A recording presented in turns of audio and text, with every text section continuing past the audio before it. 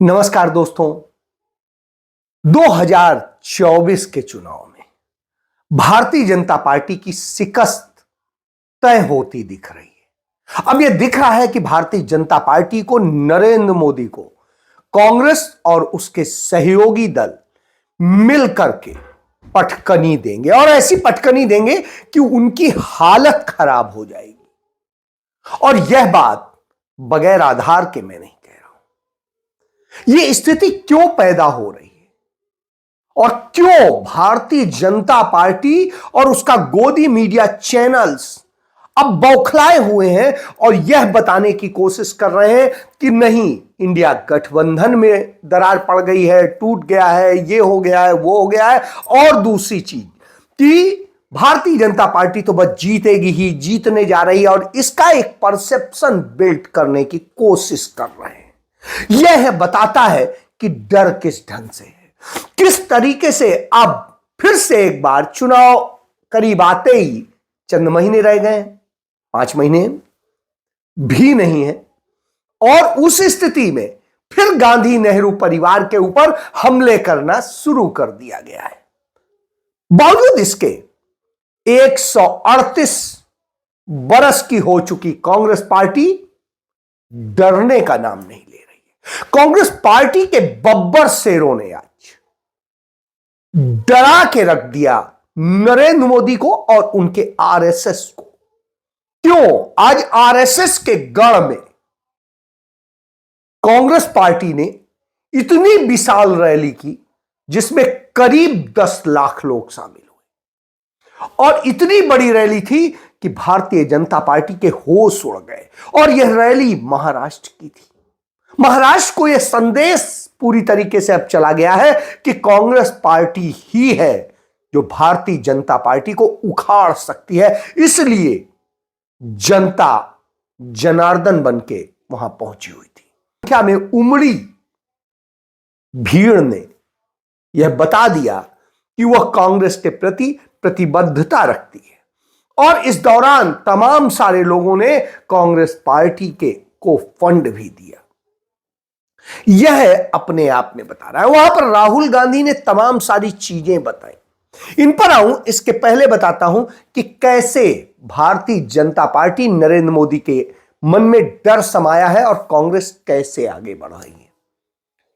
आप सब जानते हैं कि जिस तरह के हालात हमारे देश के अंदर 28 राज्य हैं और कुछ केंद्र शासित प्रदेश, ऐसी स्थिति में जहां जो हालात हैं उन हालात में दक्षिण भारत से यदि उठाएं या ऊपर आप कश्मीर से उठाएं, तो कश्मीर से लेके कश्मीर हो, लद्दाख हो, जम्मू हो, इधर से लेकर के पंजाब हो, हिमाचल हो, यहां तक भारतीय जनता पार्टी ना के बराबर है, ना के बराबर। इसके बाद भारतीय जनता पार्टी हरियाणा में है, उत्तराखंड में है, यूपी में है और राजस्थान में है, छत्तीसगढ़ में है, मध्य प्रदेश में है, इधर आपको दिखाई दे रही है। लेकिन इसके बाद आपको फिर नहीं वो दिखाई देगी दक्षिण भारत के किसी भी राज्य में, चाहे आंध्र प्रदेश हो, चाहे तेलंगाना हो, चाहे कर्नाटक हो, चाहे तमिलनाडु हो, चाहे केरल हो। फिर इधर आइए, गुजरात में दिखाई देते, लेकिन महाराष्ट्र में वहां से उखाड़ फेंकने का गणित, क्योंकि चोरी की हुई सरकार है, वहां पर भी वहां की जनता ने तय कर दिया है। इसके बाद में बिहार में नहीं है, उड़ीसा में नहीं है, पश्चिम बंगाल में नहीं है, और नॉर्थ ईस्ट ने पूरी तरह से नकार दिया है, और उसके बाद असम में कुछ है। ऐसी स्थिति में अब आप बताइए, जो हालात है उसमें कहीं पे भारतीय जनता पार्टी आज इस स्थिति में नहीं, और जिन राज्यों में है, हरियाणा में, वहां आधी आधी की स्थिति में आके खड़ी हो गई है। इसी तरीके से उत्तराखंड में आधी आधी की स्थितियों में आके खड़ी हो गई है, और आगे बढ़ेंगे तो इसी तरह की स्थिति आज राजस्थान में भी 60-40 का रेशियो हो गया है। वैसे तो लगभग कांटे की लड़ाई है, क्योंकि उनका 41% है, इनका 39 दशमलव समथिंग है, यानी करीब करीब 40। तो उस स्थिति में आप समझ सकते हैं। इसके बाद आइए 1% का अंतर है। इसके बाद आके मध्य प्रदेश में आ जाइए, मध्य प्रदेश में भी जो है 60-40 का रख लीजिए तो भी ये स्थिति है, जबकि आज की डेट में वहां पर कांग्रेस जीरो की तरह से है। मध्य प्रदेश में 1 है और राजस्थान में 0 है। छत्तीसगढ़ में कांग्रेस पार्टी 4 सीटों की स्थिति पे है। तो आप समझिए जहां पर कांग्रेस नहीं होती थी वहां पर भी आज कांग्रेस है और अच्छी स्थिति में। यह बताता है कि नरेंद्र मोदी को जनता नकारने लगी है। इसके बाद में बाकी स्टेट्स की आप हालत देख ही रहे। तो ऐसी स्थिति में जब राहुल गांधी की 14 तारीख को भारत न्याय यात्रा निकलेगी और वो अपने 2 महीने 3 महीने के सफर में पूरी तरीके से वह इलाका कवर करेगी जहां करीब 325 सीटें आती हैं और उसमें से वो सीधे सीधे प्रभावित करेगी 135 सीटों को। वो 135 सीटें यदि इधर प्रभावित हो जाती हैं तो उस स्थिति में आप समझ सकते हैं, और उनमें से बहुत सारी प्रभावित होने की हालत में, तो उसका फायदा इंडिया गठबंधन को मिलेगा और उसके आसपास के क्षेत्रों में भी जो उसका असर होगा यदि उसको भी ले लें तो बहुत बड़ा असर पड़ेगा। यानी अब नरेंद्र मोदी की सरकार जाने के करीब है, इसीलिए वो बौखलाए और उन्हें लगता है कि यदि इस तरह की स्थितियां हुई तो वो क्या करेंगे, और इसलिए तमाम चीजों में अड़ंगे डाले जा रहे हैं, तमाम बदनाम करने के तरीके किए जा रहे हैं और सारी चीजें। अब इसके कारण वो गांधी नेहरू परिवार पर हमलावर हो जाते हैं और इसलिए वो प्रियंका गांधी और रॉबर्ट वाड्रा के खिलाफ एक जमीन खरीद के मामले में मनी लॉन्ड्रिंग की चार्जशीट कर देते हैं। मनी लॉन्ड्रिंग की क्यों? 2006 में उन्होंने जो जमीन एक डीलर से खरीदी वो जमीन 2010 में उन्होंने बेच दी, और जब उन्होंने बेच दी तो स्वाभाविक सी बात है प्रॉफिट में बेचेंगे हम। 5 साल बाद कोई जमीन होगी तो डबल ट्रिपल रेट हो ही जाता है, हम आप सारे लोग जानते हैं। उसमें मनी लॉन्ड्रिंग कहां से आ गई? लेकिन साहब नरेंद्र मोदी की ईडी है तो वो कुछ भी कर सकती है, और वो भी चुनाव के एन वक्त पे करती है, जिससे आप सफाई जब तक देने की स्थिति में आओ, कोर्ट से आप रेमडी लेने की स्थिति में आओ, तब तक आपको बदनाम कर देंगे। जैसे आपको याद होगा 2014 के चुनाव में बदनाम किया था कि दामाद जी जमीन ले गए, और बाद में इसी भारतीय जनता पार्टी की सरकार ने पंजाब हरियाणा हाई कोर्ट में कहा कि साहब उन्होंने तो कोई जमीन हड़पी नहीं, कोई ली नहीं, कुछ नहीं किया। इतना सब कुछ करने के बाद में यह निकलता है। तो अब यह फरीदाबाद के एक जमीन का मामला है जो उन्होंने खरीदी, पैसा देके खरीदी और बेची, पैसे लिए। मनी लॉन्ड्रिंग कहां से? लेकिन साहब नरेंद्र मोदी की नजर में, उनकी ईडी की नजर में मनी लॉन्ड्रिंग हो गई। चलिए आपके लोग जमीनें बेचेंगे तो फिर यह पूछ लेते हैं कि अमित शाह के बेटे जय शाह को आखिर कौन सा ऐसा सुरखाब के पर लगे थे कि उसने 6000%, थोड़े बहुत नहीं, 6000% कमाई उसकी 1 साल में हो गई। 6000%। और यहां तो अपनी खरीदी हुई जमीन बेच रहे हैं, उस पर आप चार्जशीट कर दे रहे हो, तो उनके ऊपर ईडी का केस कब दर्ज करोगे? आप उस शख्स को मध्य प्रदेश में विधानसभा का अध्यक्ष बना देते हैं जिसका बेटा हजारों करोड़ रुपए की डीलिंग कर रहा था। तो आप बताइए उस पर आप कार्रवाई नहीं करते, वहां पे ईडी नहीं जाए, क्योंकि ईडी सिर्फ वहीं जाती है और वहीं झूठी एफआईआर, झूठी चार्जशीट, झूठी कार्रवाई करती है जहां भारतीय जनता पार्टी से सीधे टक्कर लेने वाले लोग होते हैं। तो सब ये खेल है, और जब ये खेल हो तो आप समझ सकते हैं, ये इनका डर बताता है।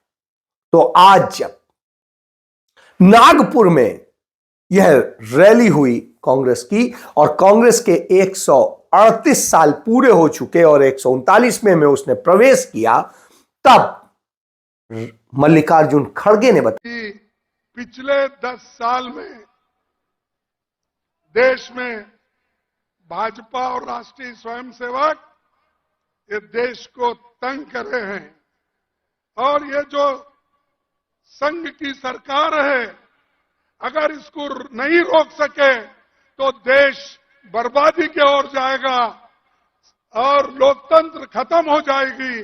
देश का संविधान जो बाबा साहब अम्बेडकर और पंडित जवाहरलाल नेहरू जी ने मिलकर बनाया वो भी खत्म हो जाएगा। जिस देश में वोटिंग का अधिकार नहीं था, वो वोटिंग का अधिकार संविधान आने के बाद ही हुआ। महिलाओं को, पुरुषों को, युवाओं को और आज जो 18 साल के युवा भी जो वोटिंग कर रहे हैं वो राजीव गांधी की देन है। ऐसे चीजें कांग्रेस पार्टी ही कर सकती है, दूसरा कोई नहीं कर सकता। बाकी के लोग सिर्फ अपना संपत्ति कैसा बढ़ा लेना, संपत्ति को कैसा बचाना और संपत्ति को और 10 गुना करना, ये उनका काम है। लोग ये कहते हैं और बार बार मोदी जी और उनके लोग देश की प्रगति हो गई, हम आने के बाद देश आगे बढ़ रहा है। अरे भाई, क्या आजादी 2014 में ही मिली है? क्या मोदी आने के बाद आपको आजादी मिली है? मोदी आने के बाद ही आपके स्कूल खुल गए हैं। मोदी आने के बाद भी रेल चल रहा है। मोदी आने के बाद भी मेडिकल कॉलेज चल रहे हैं। अरे मोदी, ये तो सब मिलने के बाद वो आज उस गति पे बैठे हैं कि कांग्रेस पार्टी कैसे न्याय देगी आपको और उस न्याय के लिए क्या क्या करेगी और क्या क्या कर रही है, वो सबूत दिए कि हमारे यहां झूठी गारंटियां नहीं होती है नरेंद्र मोदी की तरह। हमारे यहां हर बात जो कही जाती है वो की जाती है और उसके लिए उन्होंने अपने तीनों मुख्यमंत्री जो इस समय मौजूदा है उन्हें खड़ा करके उसका उदाहरण दे दिया और जो पूर्व मुख्यमंत्री हैं उनका भी उदाहरण दे दिया कि आप ये भी देख लीजिए। ये सबूत है, वो सबूत दस्तावेजी सबूतों के साथ। छोड़िए उसकी बात। राहुल गांधी ने कहा, मीडिया को देख लीजिए, कहा जाता था कि मीडिया लोकतंत्र के रखवाले हैं। मैं आपसे पूछता हूं, क्या आपको लगता है कि आज हिंदुस्तान का मीडिया लोकतंत्र की रक्षा कर रहा है? सुन लीजिए,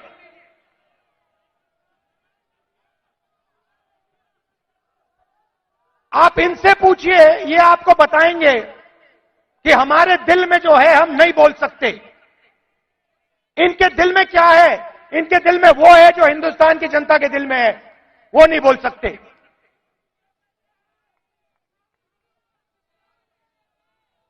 तो सारी की सारी संस्थाएं का कब्जा कर दिया मीडिया प्रेशर में। सीबीआई का प्रेशर है, ये देखो ईडी का प्रेशर है।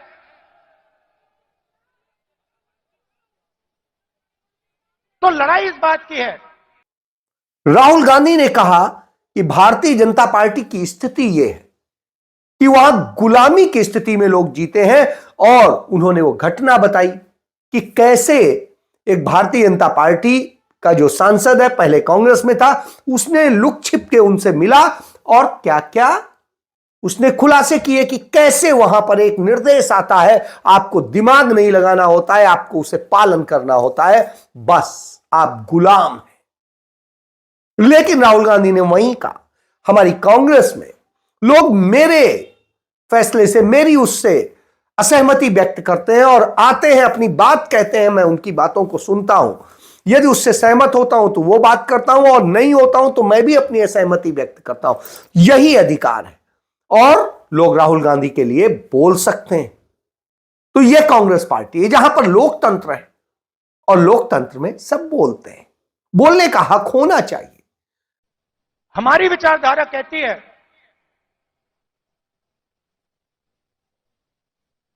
कि देश की लगाम हिंदुस्तान की जनता के हाथ में होनी चाहिए और देश को जैसे पहले राजा चलाते थे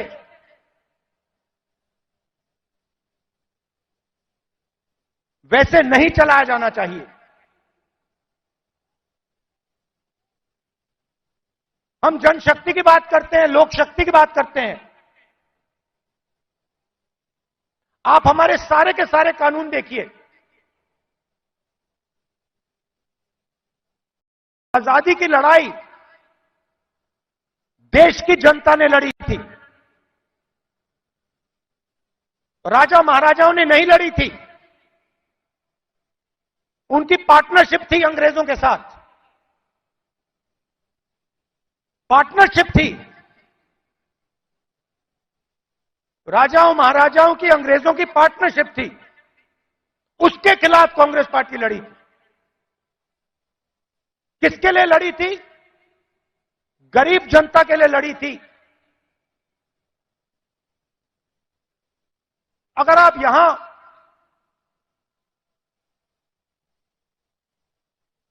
60-70 उससे पहले, इंडिपेंडेंस से पहले आप यहां आते,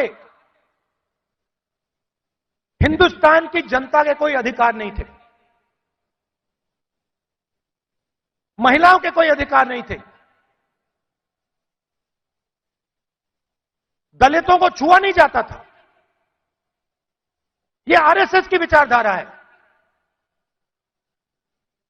यह हमने बदला है और एक बार फिर ये हिंदुस्तान को वापस ले जाना चाह रहे हैं। जो आजादी से पहले था वहां हिंदुस्तान को वापस लौटा रहे हैं।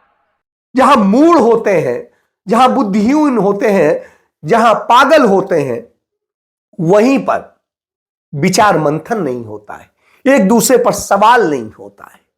लेकिन जहां विद्वान होते हैं वहां सवाल भी होता है, विमर्श भी होता है, चर्चा भी होती है और सवाल जवाब भी होते हैं। तो यही कांग्रेस पार्टी और उसमें अंतर है। कांग्रेस पार्टी देना जानती, करना जानती है, वो गरीबों के लिए करना जानती है और इन सब चीजों को लेकर के राहुल गांधी ने पूरा विजन बताया। और कांग्रेस पार्टी, उन्होंने बिल्कुल स्पष्ट कर दिया एक विचारधारा है और यहां पर दो विचारधाराओं की लड़ाई है देश के अंदर। एक कांग्रेस की विचारधारा है जो आमजन, गरीब आदमी और इस देश के लोगों को रिप्रेजेंट करती है, उनके लिए लड़ाई लड़ती है। वहीं दूसरी तरफ भारतीय जनता पार्टी है जो पूंजीपतियों के लिए खड़ी होती है और नफरत फैलाने का काम करती है। तो एक तरफ मोहब्बत खड़ी है, एक तरफ नफरत खड़ी है, फैसला आपको करना है। तो कमोबेश आज यह स्थिति है। तो इसीलिए राहुल गांधी पर इतने हमले होते हैं, गांधी नेहरू परिवार पे हमले होते हैं और राहुल गांधी हर बात का जवाब देते हैं, लेकिन नरेंद्र मोदी किसी एक सवाल का भी जवाब नहीं देते हैं और वो सवालों से इतना डरते हैं कि आज 10 साल पूरे होने वाले हैं, एक भी प्रेस कॉन्फ्रेंस करने की हिम्मत नहीं कर सके, एक भी इंडिपेंडेंट, स्वतंत्र, अच्छे पत्रकारों के साथ में वो चर्चा नहीं कर सके। वो सिर्फ अपने चरण चुंबकों के साथ बैठते हैं और उन्हीं के साथ में आम कैसे खाते हैं यह बताते हैं। इससे आप समझ सकते हैं आज जो जो नैरेटिव गढ़े जा रहे हैं, कहीं किसी नाम पे, कहीं किसी नाम पे, लेकिन उन सारे नैरेटिव का कोई मतलब नहीं। मतलब सिर्फ एक है कि भारतीय जनता पार्टी चूंकि हारने जा रही है, इसलिए अपने गोदी मीडिया के जरिए तमाम ड्रामे करती है कि वही जीत रही है, बाकी विपक्षी दल टूट फूट में, सब में खत्म है। इसको आपको समझने की जरूरत है, क्योंकि भाजपा का डब्बा बंद होने वाला है, गुल होने वाला है। जय हिंद।